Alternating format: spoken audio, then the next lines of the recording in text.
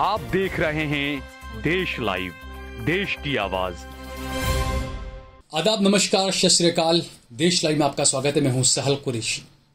पिछले दिनों हमने देखा कि गुलाम नबी आजाद जब राहुल गांधी को लेकर खुलासे करने लगे, राहुल गांधी पर हमलावर हुए, तो गोदी मीडिया के तमाम पत्रकार, तमाम सूट वाले एंकर्स किस तरीके से होड़ लग गई उनमें गुलाम नबी आजाद का इंटरव्यू लेने के लिए। हर चैनल पर गुलाम नबी आजाद का इंटरव्यू दिखने लगा कि राहुल गांधी के बारे में ऐसा बोला, कांग्रेस के बारे में वैसा बोला। लेकिन उसके चंद दिनों के बाद एक खबर ऐसी आई अब कि जिससे गोदी मीडिया नंगा हो गया है।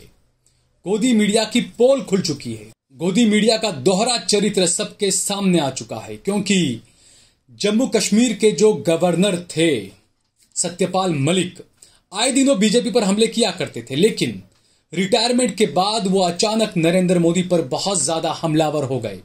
पुलवामा हमले को लेकर मोदी करप्शन के खिलाफ नहीं है, भ्रष्टाचार से ज्यादा नफरत नहीं करते हैं, इसको लेकर। और इसके अलावा मोदी अज्ञानी हैं, उनको कश्मीर के बारे में कोई नॉलेज नहीं है, कोई जानकारी नहीं है।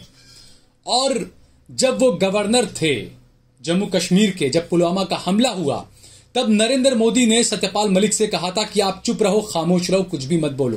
क्योंकि सत्यपाल मलिक ने मोदी से कहा था कि यह हमारी गलती की वजह से हुआ है, हमारे 40 जवान शहीद हो गए हैं।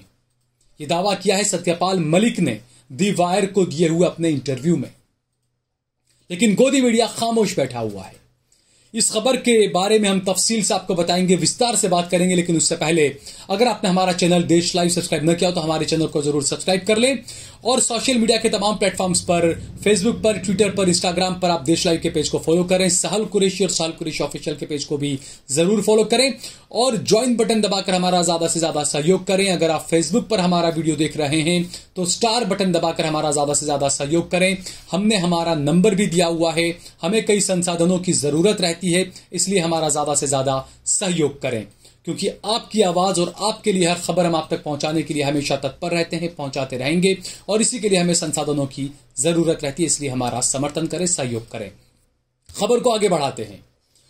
हमने मीडिया चैनल्स में देखा कि गुलाम नबी आजाद जो पिछले कई दिनों से कोप भवन में जाकर बस गए थे, वो अचानक ही तमाम जो लुटियन दिल्ली के मोबाइलों के अंदर देखने को मिले और नोएडा के जितने भी फिल्म स्टूडियो के अंदर जितने भी चैनल्स हैं वहां पर वो देखने को मिले।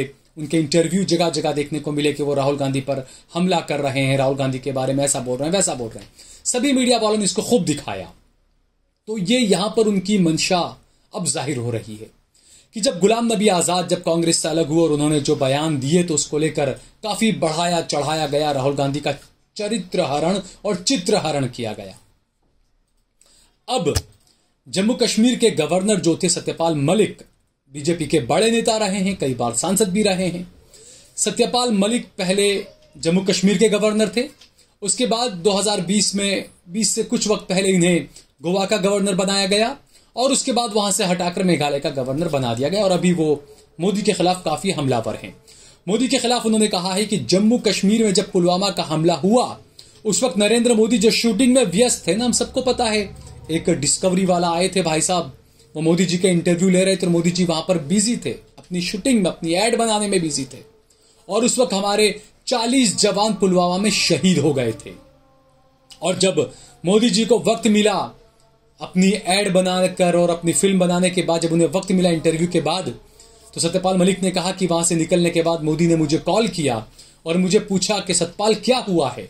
तो मैंने मोदी जी को बताया कि हमारी गलती की वजह से हमारे 40 जवान शहीद हो गए। सत्यपाल मलिक ने दावा किया है कि हमने सेना के जवानों को इधर से उधर करने के लिए 5 हेलीकॉप्टर जो है वो सेना के लोगों ने मांगे थे।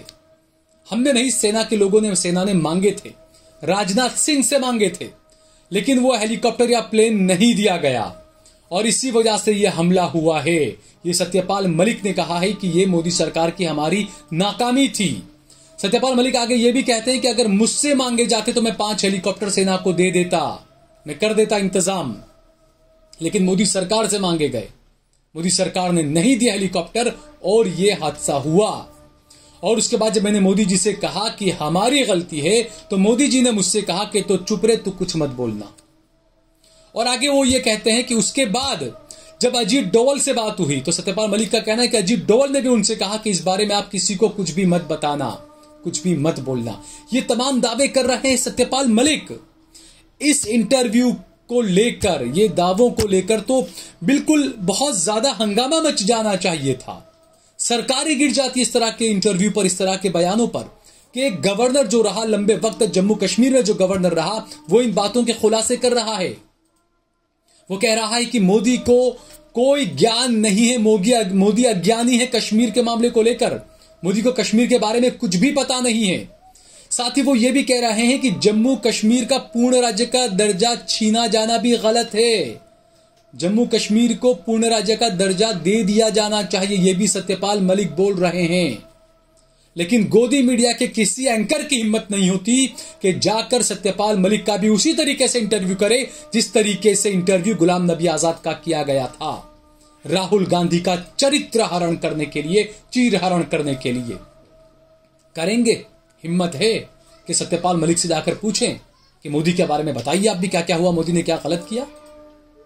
और इससे आगे सत्यपाल मलिक ने तो यह भी कहा कि चुनावों में फायदा हो इसलिए मुझे खामोश करा दिया गया था, मुझे कहा गया था आप कुछ मत बोलिए ताकि बीजेपी को चुनाव में फायदा हो सके।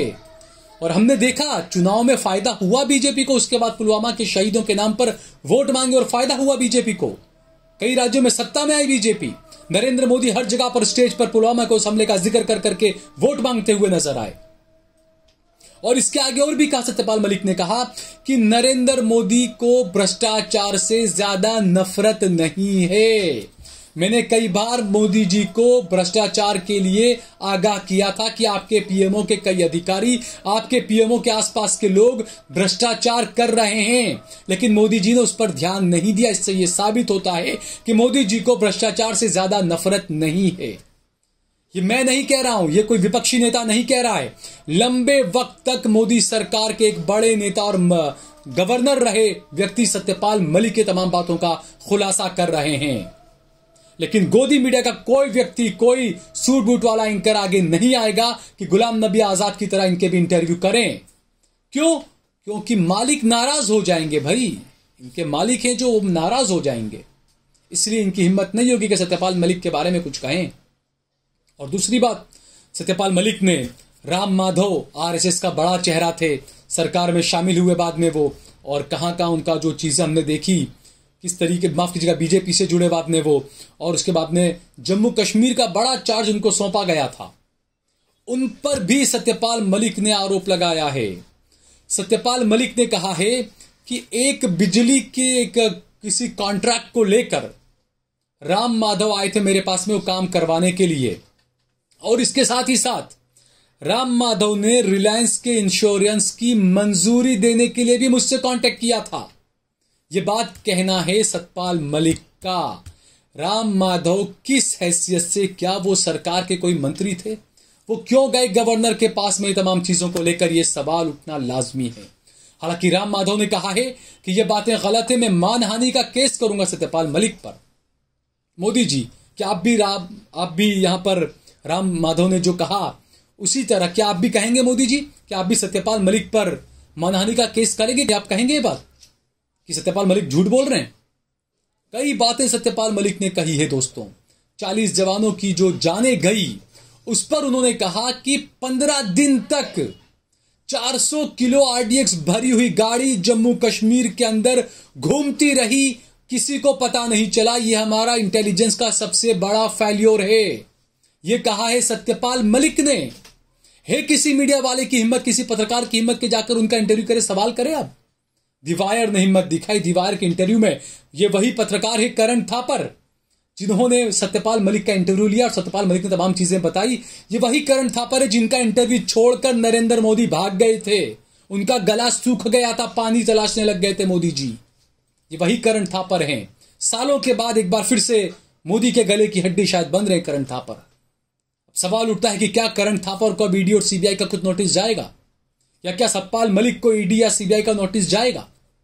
ये सवाल उठना लाजमी है, क्योंकि जिन जिन ने इनके खिलाफ कुछ बोला, जिन जिन ने इनके खिलाफ कुछ कहा, उसका हाल क्या हुआ वो आडवाणी जी से बेहतर कोई नहीं जान सकता। और जो बातें सत्यपाल मलिक ने कही कि भ्रष्टाचार को लेकर भ्रष्टाचार से ज्यादा नफरत नहीं करते हैं मोदी? ये कई सवाल खड़े कर रही है बातें, क्योंकि हमने देखा ब्लैक मनी वापस आएगा, ब्लैक मनी वापस आएगा। आज तक आप मेहुल चोकसी को वापस नहीं ला पाए, आज तक आप विजय माल्या को वापस नहीं ला पाए। जब भी चुनाव आता है तो नारे होते हैं बस विजय माल्या वापस आने वाला है, मीडिया वाले खबरें चला देते हैं वहां की कोर्टों की निकालकर कि विजय माल्या को वापस लाने की तैयारियां चल रही है, दाऊद इब्राहिम को लाने की तैयारियां चल रही है। सिर्फ वोट लेने के लिए तमाम नारे दिए जाते हैं।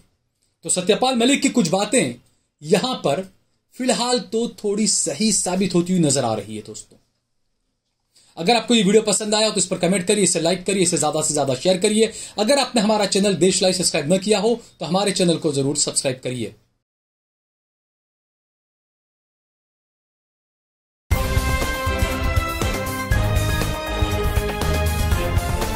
देश और दुनिया की तमाम छोटी और बड़ी खबरों के लिए हमारे चैनल को सब्सक्राइब करना न भूलें और बेल का बटन जरूर दबाएं।